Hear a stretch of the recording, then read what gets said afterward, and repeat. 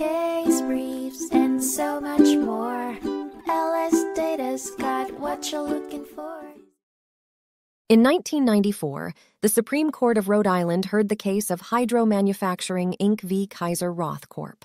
The case centered around the question of whether the Comprehensive Environmental Response, Compensation, and Liability Act, CERCLA, provided a remedy for hazardous waste disposal sites and allowed subsequent purchasers to seek contribution or indemnification from a responsible party, even if the offensive actions occurred prior to CERCLA's enactment in 1980.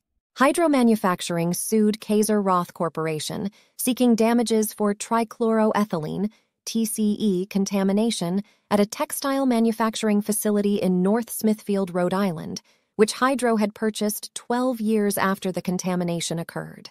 The Supreme Court found that Hydro could not maintain a claim against Kayser-Roth under Rhode Island law and held that a prior owner owed no duty to subsequent and/or remote purchasers. The court also ruled that Hydro didn't establish a cause of action against Kayser-Roth for an abnormally dangerous activity or undisclosed dangerous site conditions. Although the court suggested a potential cause of action in federal court under CERCLA, the appeal was denied, dismissed, and the judgment affirmed. Case briefs, and so much more.